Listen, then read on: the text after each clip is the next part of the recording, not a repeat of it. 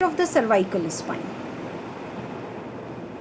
Cervical injury एक dangerous injury मानी जाती है because they are often associated with the neurological damage. Cervical injuries आज भी great challenge pose करती हैं to the skill of an orthopedicians or neurosurgeons. Most commonly involved जो areas हैं cervical injury के वो हैं C1 और C2 या फिर C5 to C7. Neurological damage around 40% cases में देखा जाता है, जबकि 10% केसेस में radiographs are normal after injury. Causes. The most common cause of cervical injury is the fall from height.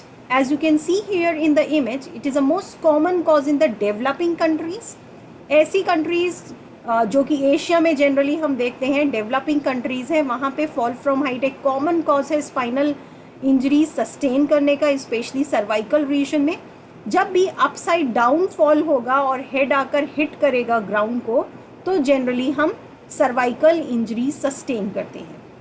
Road traffic accident एक कॉमन कॉज है cervical fractures और injury sustain करने का, but in developed countries because of the more use of the motor vehicles. जैसे आप देख सकते हैं यहाँ पर सडनली ब्रेक लगाने से क्या होगा, जो सर्वाइकल है, सर्वाइकल का रीजन है वो एक्सट्रीम एक्सटेंशन में चला जाएगा. और at times there are different mechanism जिसमें हाइपर फ्लेक्शन होता है which is then followed by the hyper extension. So different causes are here.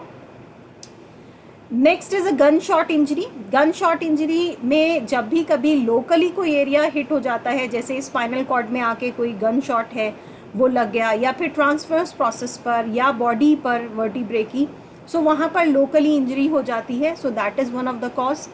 The fourth cause are the diving injuries. Diving injuries में क्या होता है, जब भी कोई डाइवर शैलो वाटर में डाइव करता है जिसकी, या फिर ऐसा पूल जिसकी जो डेप्थ है वो इनसफिशिएंट है, then they sustain cervical injury because जो सर्वाइकल रीजन है वो हिट करता है जाकर बेस में और वहाँ पर इंजरी हो जाती है. The mechanism of injury. Now mechanism of injury में will be studying different forces जो एक्ट करती हैं जिनकी वजह से फ्रैक्चर या इंजरी हो जाती है. The first is a pure flexion force. Pure flexion force जैसे आप देख सकते हैं यहाँ इमेज में, जब भी फॉल इस तरह है कि सर्वाइकल रीजन में फ्लेक्शन हो रहा है, अपसाइड डाउन फॉल है, सर्वाइकल या फिर अपर जो शोल्डर है हमारा, अपर बैक है, it's going into complete flexion. So pure flexion forces act करती हैं and that result in the compression fracture of the vertebral body. Flexion rotation injuries या flexion rotation forces जब भी act करेंगे तो flexion rotation injury हो जाएगा cervical region में. जैसे आप देख सकते हैं यहाँ इमेज में flexion के साथ साथ एक rotational component भी ऐड हो गया है यहाँ पर. So that result in the disruption of the facet capsules, और ये जनरली तब हम सस्टेन करते हैं जब one side of the shoulder fall करते हैं. Axial compression injury. Axial compression जैसे आप यहाँ इमेज में देख सकते हैं, कोई भी हैवी चीज़ जब भी हेड पर फॉल करेगी, गिरेगी, तो क्या होता है, एक्सियल फोर्सेस एक्ट करती हैं जो कि कंप्रेशन क्रिएट करती हैं सर्वाइकल रीजन में. तो फिर क्या होता है, कम्युनेटेड फ्रैक्चर हो जाते हैं. जनरली C5 की बॉडी का होता है कम्युनेटेड fracture.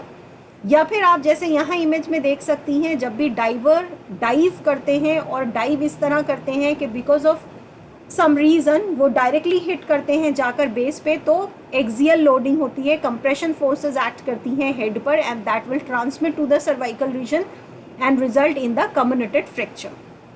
Next comes the extension force.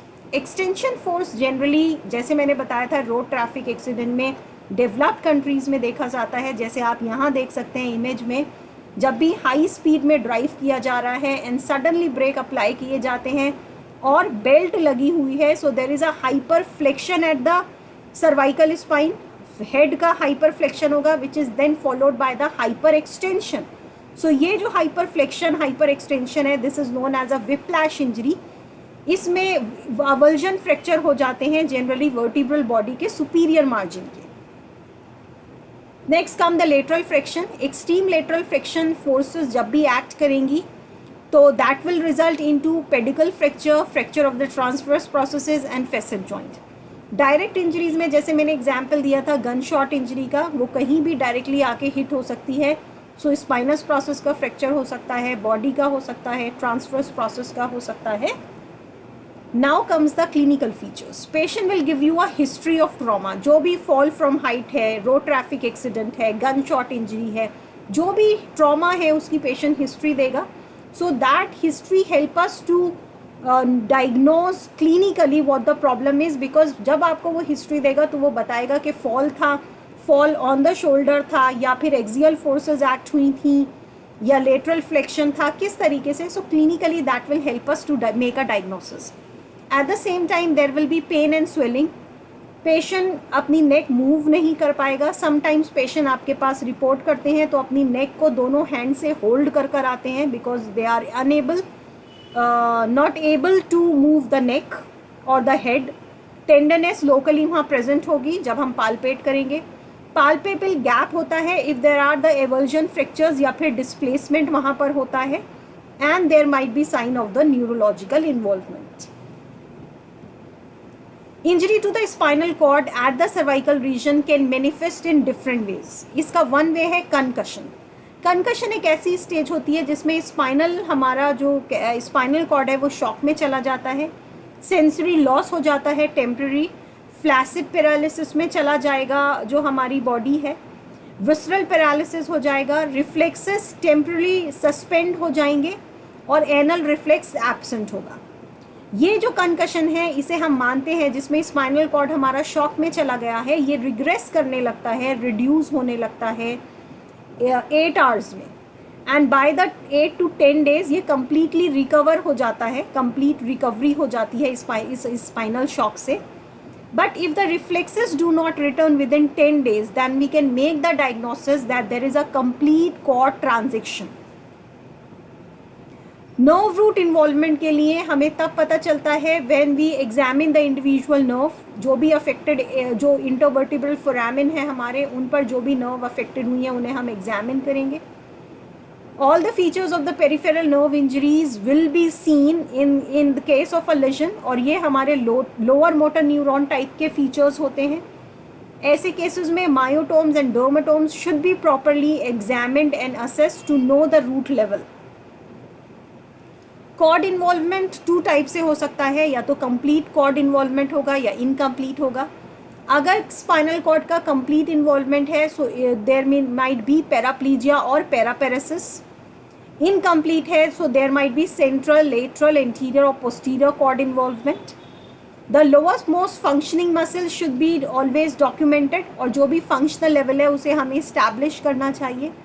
Perennial sensation एक ऐसी सेंसेशन है जो एक अकेला साइन होता है कई बार ये इंडिकेट करने के लिए कि जो हमारी लीजन है वो इनकम्प्लीट है. इस फ्लो चार्ट के थ्रू हम इजीली समझ सकते हैं कि अगर सर्वाइकल स्पाइनल कॉर्ड की इंजरी हो रही है तो किस तरीके से हम उसे समझ सकते हैं. अगर रूट इंजरी है तो इसेंशियली एक पेरिफेरल नर्व इंजरी होगी. सो उस केस में जो पैरालिसिस होगा वो फ्लैसिड होगा. अगर कॉर्ड इंजरी है तो ये इनकम्प्लीट या कंप्लीट होगी, तो उसके अलग अलग फीचर्स आएंगे. अगर कंप्लीट इंजरी है so there will be complete loss of sensation and motor power below the level of injury. But if it is an incomplete injury तो हम देखते हैं कि जो distal part है उनकी sparing हो जाती है.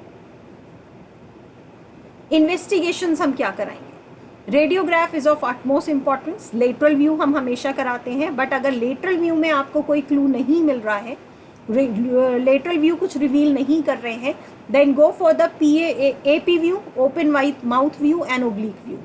Sometimes we go for the myelography. Myelography क्या होती है? एक स्पेशल फॉर्म ऑफ एक्सरे होता है जिसमें डाई इंजेक्ट कर कर स्टडी किया जाता है स्पाइनल कैनाल को, ताकि ये असेस कर सके कि कौन सी नर्व रूट्स इन्वॉल्व हैं. ये काफ़ी इम्पॉर्टेंट होता है जब हमारी लीजन इनकम्प्लीट होती है, ताकि हम ये देख सकें कि जो प्रोग्रेसिव इम्प्रूवमेंट जो क्यों नहीं हो रहा है हमारा. CT स्कैन ऐसे फ्रैक्चर्स को डायग्नोस करने के लिए हम कराते हैं जिन्हें हम इजीली डायग्नोस नहीं कर पा रहे हैं या जो हिडन हमारे फ्रैक्चर्स हैं. MRI इवैल्यूएट करता है जो भी सॉफ्ट टिश्यूज इंजरी होती हैं उन्हें. So cervical injuries are often associated with head injuries, और कई बार ये हेड इंजरीज मास्क कर लेती हैं हमारी सर्वाइकल इंजरीज को. So it is of utmost importance and it is of it is necessary to get a X-ray done of the cervical spine in case of head injuries. Treatment. If it is a roadside accident, so at the site of accident अगर resuscitation की need है तो firstly resuscitate करेंगे first aid में and patient को transport करेंगे immediately. Whenever we transport the patient, we always make sure कि patient की utmost care की जाए. जो भी stretcher है उस पर आप पेशेंट को लेस मूवमेंट हो, पेशेंट का नेक मूव ना की जाए. Even at the site of a road traffic accident make sure कि वहाँ पे अननेसेसरी मूवमेंट ना हो, otherwise that might result into worsening of the injury. अगर वहाँ पे कोई डिस्प्लेसमेंट नहीं है, so maybe unnecessary movement की वजह से वो डिस्प्लेस हो सकता है. So we should always avoid the unnecessary neck movements. At the hospital we should give the immediate necessary treatment to the patient. Non operative treatment हम generally देते हैं अगर हमारी सर्वाइकल स्पाइन स्टेबल है, कोई न्यूरोलॉजिकल इन्वॉल्वमेंट नहीं है, so non operative treatment हम पेशेंट को देंगे. अगर हमारा यूनिलेटरल फेसर डिसलोकेशन है तो भी ये कोई ऐसी कंडीशन नहीं है जिसमें हम सर्जरी के लिए प्रेफर करें पेशेंट को ले जाने के लिए. Stable compression vertebral bodies fractures हैं, अनडिस्प्लेस फ्रैक्चर्स हैं लमाइना और या फिर स्पाइनस प्रोसेसेस के. So they all can be treated by the non-operative method. Now non-operative method में हम क्या choose करते हैं? So these are the braces that we generally opt to immobilize the cervical spine. Hollow vest हम choose करते हैं, ये हमारा cervical spine को immobilize करता है. It has a chest strap also जो कि lower cervical region को support करने के लिए होता है. cervical जो हमारी clavicle bone है वहाँ पर हमारा strap आते हैं जो कि स्टेबलाइज करते हैं नेक को, and they have a strap at the region of forehead also. 4 post cervical collar, ये एक रिजिड कॉलर होता है, एक रिजिड सपोर्ट होती है जो सर्वाइकल से लेकर नीचे हमारे चेस्ट तक एक्सटेंड करती है और बैक तक जाती है और रिजिडिटी प्रोवाइड करती है, हमारी रिजिड कर देती है हमारी cervical spine. We have Minerva jacket. Minerva jacket again एक रिजिड फिक्सेशन प्रोवाइड कराती है. ये हमारे चेस्ट, अपर बैक, हमारी चिन के रीजन को सपोर्ट करती हुई हमारे फोरहेड को भी सपोर्ट करती है. जैसे आप देख सकते हैं बैक में कि किस तरीके से ये सपोर्ट दे रही है. And we have cervical collars, rigid cervical collars जिन्हें हम यूज़ कर सकते हैं. स्केलेटल ट्रैक्शन हम कब देंगे उसको हम एक बार यहाँ देख लेते हैं. जब भी हमें रिडक्शन करना होता है ट्रैक्शन से अनस्टेबल फ्रैक्चर के केसेस में, सो वी नीड टू सी कि वहाँ पे कोई न्यूरोलॉजिकल लॉस है या नहीं है. So if there is a neurological loss, so urgent हमें स्केलेटल ट्रैक्शन देना होता है. इसके 2 मेथड्स हैं जो हम यूज़ करते हैं, Crutchfield tong method and the Gardner well tong method. Crutchfield tong method में क्या किया जाता है? This is the Crutchfield tong system, traction system. इसमें क्रचफील्ड टोंग को पेशेंट के स्कल के अंदर, ये जो स्क्रूज हैं यहाँ पे नेल्स हैं, इंसर्ट किया जाता है. एंड देन एक वेट यहाँ पे अप्लाई किया जाता है, जनरली 10 kg. और फिर यहाँ पे एवरी 12 आवर्ली चेक एक्सरेज कराए जाते हैं और उसे हम देखते हैं कि हमारा फ्रैक्चर रिड्यूस हुआ है या नहीं हुआ है. क्रचफील्ड की जगह Gardner well tong traction system भी यूज़ किया जा सकता है. The only difference between these two are the orientation and the angle of these pins के किस तरीके से वो इंसर्ट होती हैं. अगर हमारा रिडक्शन प्रॉपर हो जाता है सो हम ट्रैक्शन को लाइट कर देते हैं, वेट कम कर देते हैं and we continue light weight for 6 weeks. Neurological loss अगर नहीं है तो एज सच कोई अर्जेंसी नहीं होती है. स्केलेटल ट्रैक्शन सिर्फ हम फ्रैक्चर मेंटेन करने के लिए देते हैं एंड वंस वी सी के हमारा फ्रैक्चर मेंटेन हो रहा है देन जब हम ये देख लेते हैं कि हमारा जो फ्रैक्चर है वो रिड्यूस हो गया है और उसे हमने स्केलेटल जो ट्रैक्शन हम दे रहे थे उसे हटा दिया है, तो अब हम क्या करते हैं, उसे रिप्लेस करते हैं कॉलर, कॉर्सेट या जॉकेट से और उसमें हम फ्रैक्चर को इमोबिलाइज करते हैं. इन अबाउट 3 to 4 months वहाँ पे अच्छा बोनी ब्रिज बन जाता है और स्पाइन हमारी स्टेबलाइज हो जाती है. So this is followed by mobilisation. Surgical treatment तब इंडिकेटेड होते हैं जब अनस्टेबल इंजरीज होती हैं, चाहे न्यूरोलॉजिकल इन्वॉल्वमेंट हो या नहीं हो. सर्जिकल ट्रीटमेंट के लिए जो मेथड है it is known as the ORIF, open reduction internal fixation to attain the stability. Generally posterior approach इसमें यूज़ की जाती है. इसके लिए ट्रिपल वायर स्टेबलाइजेशन फ्यूजन के साथ यूज़ किया जाता है. So this is the Bohlman's triple wire fixation technique.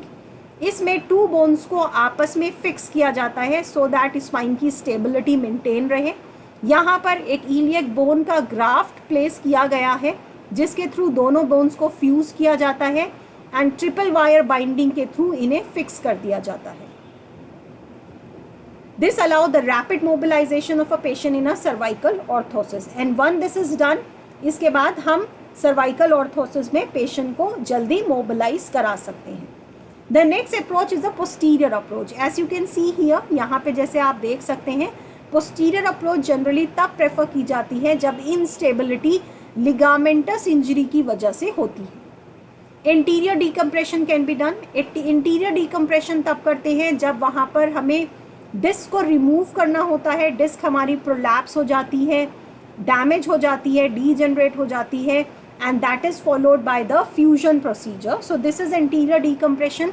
Anteriorly हम स्पाइन को, सर्वाइकल स्पाइन को हम अप्रोच करते हैं, उसे ओपन करते हैं, जो भी हमारी डीजनरेटेड या इंजर्ड डिस्क है उसे रिमूव करते हैं, that is then replace by a bone graft and then हम उसे फिक्स कर देते हैं।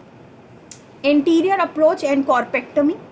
एंटीरियर अप्रोच जब हम कॉर्पेक्टमी के साथ मिक्स करते हैं ये एक अनदर प्रोसीजर हो जाता है। कॉर्पेक्टमी इज़ अ प्रोसीजर जिसमें हम रिमूव करते हैं पार्ट ऑफ अ वर्टिब्रा, वो पार्ट ऑफ द वर्टिब्रा जो कि फ्रैक्चर्ड हो जाता है और उसकी छोटी छोटी फ्रेगमेंट्स फॉर्म हो जाती हैं, क्रश्ड हो जाता है या डिजीज पार्ट होता है। So it consist of a removal of a crush bone. इसमें जनरली ये प्रेफर किया जाता है बर्स्ट फ्रैक्चर के केसेस में, जहाँ पे because of a burst fracture cord का कंप्रेशन हो रहा है एंड यहाँ पर क्या किया जाता है, जो भी हमारा गैप होता है that is then being filled by the bone graft. So as you can see here in the image, जो डिजीज पार्ट है उसे रिमूव कर दिया गया है, उसकी जगह एक बोन ग्राफ्ट डाल दिया गया है and with the help of a plate and a screw हमने उसे फिक्स कर दिया है। Another is a combination of the anterior posterior decompression. ये generally posterior instability को correct करने के लिए किया जाता है। जैसे आप यहाँ image में देख सकते हैं, this is a fusion cage. यहाँ एक fusion cage insert किया गया है with the help of a plate and a screw. ये तब insert किया जाता है जहाँ पर more than one vertebral bodies involve होती हैं। लमाइनेमेक्टमी का एज सच इतना रोल नहीं है सर्वाइकल फ्रैक्चर के केसेस में। सो this is all about cervical fractures.